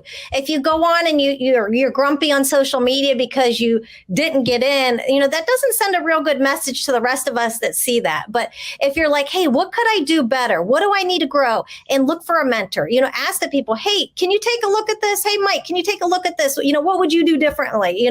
Hey, Diane, what do you think about this idea? They're going to give you their honest feedback. Right. Amen. Well, Doctor, thank you so much. That was as brilliant a doctoral thesis as I could have hoped for. So very, very good job, and appreciate your friendship and look forward to hearing more from you. So thanks so much. Thank you. Yeah. Well, following on from that, let's bring in our next guest. Candace left us there with the idea that when you get rejected, not once, not twice, 3 times, or as David described, we had somebody, rejected 10 times who all of a sudden is teaching at the conference, not reacting in a negative way, not throwing a tantrum, not getting on, vent your spleen, firesite.com and disparaging every one of us who evaluated in fire engineering. How you react and how you respond goes a long way. I want to bring on my friend Joe DeVito. Joe, are you in the house? Do we got you, man? Yeah, I'm standing by, listening and All just right. enjoying every minute. I think I'm in the wrong room. Is it the Legends room? Yeah, you're in the wrong description of the room, but yeah. The has-beens. Let me tell you, folks, who Joe is, and he's got a great story. It had its, for me anyway, it had its capstone at the fire engineering board meeting this past August. But Joe's interim battalion chief paramedic in Southwest Florida. He started in 1991 in Long Island. Michael? Long Island. So you'll recognize the accent a little bit. No accent. Very, very, very engaged in instruction with fire behavior, thermal imaging, all that stuff. He's, you know what? The bio is so long. Let's say it this way. This guy is qualified to talk about fire and teach about fire stuff. Now, Joe, your story is really interesting because you got rejected, didn't you, man? Yeah, 4 times. And okay, so rejected 4 times. Joe, did any of those rejections feel awesome? No, absolutely not. It was hard to swallow, especially because every time I thought I was getting better every time. This is going to be my submission. This is going to be my year. I wrote an article, got published in Fire Engineering. Oh, there's no way they could turn me down now. I'm moving forward. And then boom. And I was like, oh man, okay, cool. What's next? What else can I build off of? So you had the rejection. Yeah, brother. You had the feeling of, man, I've done some stuff. I've gotten better. Da-da-da-da-da. I'll tell you what I didn't see from you, which I found compelling. I didn't see a big bunch of vomit on social media about how corrupt the process was, and it's all about the money, and what a bunch of dirtbags, and it's all a big social club. Tell the folks that are going to be in the position you are, where they're working hard, they're being rejected. Talk about your process and the path that you took. Sure. I think the big thing about being a firefighter in general is character, and I think sometimes it's too easy to forget that when you can, maybe you're not in person with individuals. I think sometimes it might be a little bit easier to just kind of let stuff go that you normally wouldn't. But I think the big thing about it is that you need to stay humble. You need to look at the people around you. When I look at some of the names that didn't get callbacks, I was like, what do you mean this guy got rejected? This guy has been teaching for years. He's been taught at FDIC before. He's been published, and I'm like, okay, cool. That means that I could keep going and there will be room for me. I believe somebody said it earlier, is that as the older generation moves out, it's up to us to start to move in and to pick up on the road that you guys paved. And I think that we need to realize how the universe works.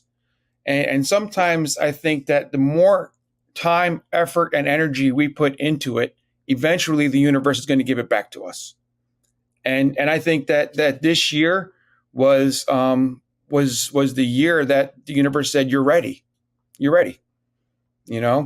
I mean, I put in articles, presentation submissions, classes, PowerPoints, and I always reached out to people and said, hey, what can I do to make this better? Like you guys were talking about earlier, how can I improve? It's easier to point fingers, but sometimes you need to look in the mirror and say, hey, what can I do to make myself better? And I think that's in every aspect of life. I think the craziest thing about it is the whole time you're fighting to get that yes.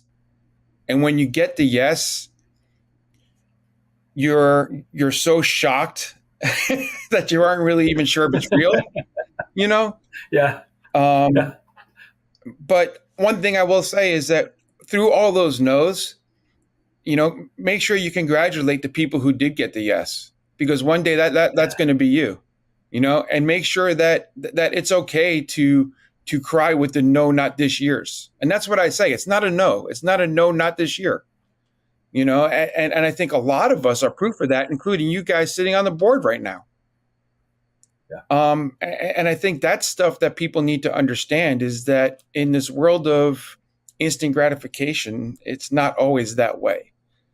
And I don't know if. Well, let me, Joe, let me fill this out and finish it up with this.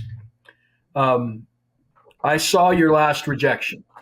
I witnessed it. I saw it happen. Yeah. I saw your response on social media. I'm always prepared the day after, the letters start coming out. I'm always prepared for some of the things that I'm going to read, and it disappoints me sometimes, the names that I see and the things that they say. I read your last rejection, and you wrote I thought such a mature, positive, proactive reaction to being rejected for the fourth time. You were obviously disappointed, but the reaction was congratulatory to those who got accepted. And there was written in your reaction the steadfast verbiage that you were going to do whatever it took, speak to whoever you had to, hone your class, hone your stuff, write more articles. And I believe you'll remember I actually responded. Yeah, you did. And I think my response was pretty simple. Yep. You can consider me on your side. Yep. Anything I can do to help you, all you got to do is ask. I make that offer 5-10 times after FDIC goes on. And here's the cool thing. Joe's story ends with an acceptance, like you said, right? Yeah, you got accepted to FDIC. Yep. Brother, how exciting was it as a capstone to this journey? And I want this to be an encouragement to you, that those of you that are out there slugging it out, trying to make it happen. How exciting was it on August, I think it was 1st, to get a phone call from David Rhodes, the boss. And what did David say to you on that phone call? Well, the first thing he called and he said, Chief Rhodes wants to talk to you. And I said, okay, what did I do wrong? I was like, the principal needs to talk to me. And he told me, he said, I got some great news. He said, "You had the most attended pre-conference class in FDIC." And my stomach dropped and my throat got lumpy. And it was just surreal, to do what we love and to do what we work so hard to do, and to get the feedback and the response is closure, I guess. I mean, it made me really feel like everything was worth the time, the effort, and the energy. Well, brother, thank you for being on and telling your story. And what we wanted, what Mike and I were desirous of, is the reason we did this. The reason we're spending a couple hours of our lives to pull back the curtain is we want you to have a chance to experience what Joe did, because that was the capstone to doing it the right way. So, brother, look forward to more things from you. Thanks for coming on the show. Hey, thank you so much for having me. I appreciate every one of you. Thanks for your hard work. Well, we're almost to the end. I thought that was a lot of fun. You've heard it from the top. You've heard it from the middle. You've heard it from, folks who got accepted. Let's just do our last two questions, Diane. If you would, just for the nuts and bolts stuff, basic pay scale for FDIC. And also, there is an article required for people who are accepted. Just go over why that article is required. Right. We do marketing all year long to get more students into your classes. And so we ask you to do a short promo video plugging your class. And then we ask you to do an informational article on your topic that doesn't plug your class, that we can use all year long to create interest in the topic and you as the instructor. So those are two requirements, and we've had some people poo-poo the article in the past, but we're trying to market your class. Why wouldn't you help us do that? So we encourage you to do your video and your article. And one thing I wanted to point out about Joe is that when we're going through the submissions, if you've taught before, the first thing we do is look up how many students were scanned into your class. And if you have an incredible number, we sing the theme from Welcome Back, Kotter, and you're in for next year. So when we saw that Joe had the biggest workshop attendance, we said, welcome back. And, why wouldn't we have him teach it again? So, hot instructors get $250 a day for setup in their hot class. Workshop instructor gets $250 to teach one class. And regular classroom instructors, well, all the instructors get air, hotel, and free registration. So the classroom instructors are not getting paid, but they get free air, hotel, and registration to the whole conference.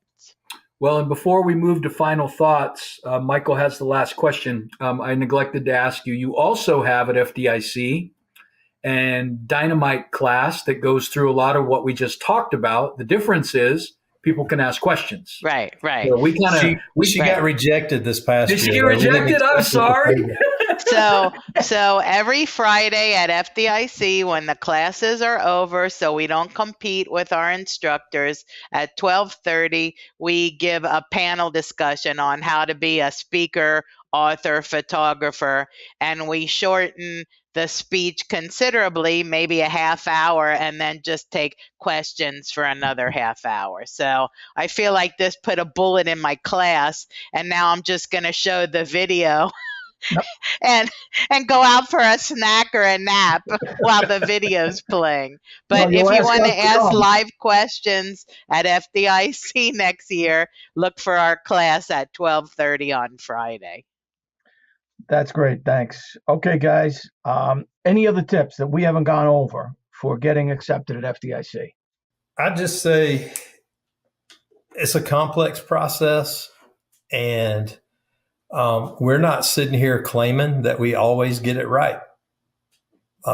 We've picked some people that probably shouldn't have been picked before. Maybe their proposal fooled us. Maybe they, we got some bad advice from somebody. So we're not perfect. I don't think it occurs a lot, but it has happened. And so somebody who got rejected may have deserved to be there and somebody else got the spot. So it's not a perfect process, but the seriousness of it is when we accept somebody for the conference in any format, we are putting a huge stamp of approval on that person to go out to the entire fire service as an instructor. Just like with purchasing, if a big department goes with a certain brand of equipment or whatever, there's a lot of little departments that don't even do their R&D. They just get that brand. If we allow you to teach at our conference, then we know we're putting that stamp of approval on you to go and teach anywhere else. And it's our reputation that is on the line. So yeah, the things that you say online are important. You ran on something that doesn't automatically disqualify you or what have you. But part of it is assessing your emotional intelligence and your ability to handle yourself as a representative, as an ambassador of us. And, nobody's entitled to teach there. We've had people that have written books for us, done articles, and some of them aren't even teaching there anymore. And it has a lot to do with how you handle yourself out in the public and all. And again, we're not perfect, but we do try to uphold that standard so that, if we're endorsing you, it's our reputation too. So that's something to really consider when you're looking at these things. And you know what? Pick up the phone, call, email. If you want to know why, we can't go into an in-depth analysis of every single presentation, but I can pretty quickly tell you that, hey, 10 people looked at your proposal and your overall score was a 1.5 out of 5. I'm not exactly sure what you did, but I can give you that kind of feedback, pretty quickly. And just don't give up and take this, what we said today, serious. And if you want to do it, you'll put in the work and you'll be persistent. You'll master your subject and it'll eventually pay off. Well, thanks everybody. This has been a fun couple of hours. I hope you found it. My hope is for you two at the top, because, the importance of this for both of you is significant. I hope that you got to articulate the message to the nation the way you wanted to. That was the goal. We didn't cover everything, gang, and there was no way we could unless we did this for 5 hours and then you'd stop listening. So my hope is that you got a good feel for not only the basic process, but some things that different types of individuals have done to make this happen. It's a worthwhile endeavor, whether seeing your name for the first time in fire engineering or getting the acceptance letter that you heard Candace and Joe, you could see them light up. You could see the light on their face, man. It's like, I did it. I was rejected 4 times. I didn't act a fool. I didn't go off and do nutty stuff. I worked to get better and I got the path, and it was a wonderful day. We want you to experience that. We really do. Michael and I want it so much for you that we're willing to give you the tricks of the trade that might one day knock us out of the running. And that day is coming for both of us. There is going to come a day when there's so much new talent, when there's so many popular classes, there's so much, stuff that the folks that are in David and Diane's position, there's going to come a day when we won't get the acceptance letter. We're willing to take that chance because we're so desirous of you bringing your stuff to the nation. So thank you guys. Really appreciate it. Well done, man. Well done. And fire engineering and FDIC is in great hands, and we just appreciate you spending time with us on the show today. Thanks for having us. Yeah, thanks for doing it. I think it's important. All right. Well, Michael, did that go the way you wanted, baby? I think so. And the only other piece of advice I will give at the end is get involved. You got to be in it to win it. That's what I always say. Yep. Yeah, we're in a serious calling and it matters. And David said, and this is what I'll close you out with. He said that when you're accepted to write for fire engineering, you're accepted to write for FDIC, you're getting a stamp of approval and a validation, and it elevates you. And there's a reason for that. Both of these brands, fire engineering and FDIC, have been paid for at a price. There have been people who've sacrificed and spent hours upon hours upon hours and been rejected and been talked trash about and had their material ravaged and savaged, all so that fire engineering and FDIC could represent the pinnacle and the standard for fire service training and fire service excellence. If you want to be worthy of that, you've now got a good roadmap to make it happen. And every single one of the people that are on this broadcast are willing to help you to do it. So thank you. God bless. Man, get busy. Start writing, go to your firehouse tomorrow and vet your class in front of your firefighters. Man, if you want to get savage, go try to teach your stuff to your own people. Look around for local fools organizations or fire organizations, the unions, to teach your stuff locally. Get your stuff to some of these smaller and mid-sized conferences.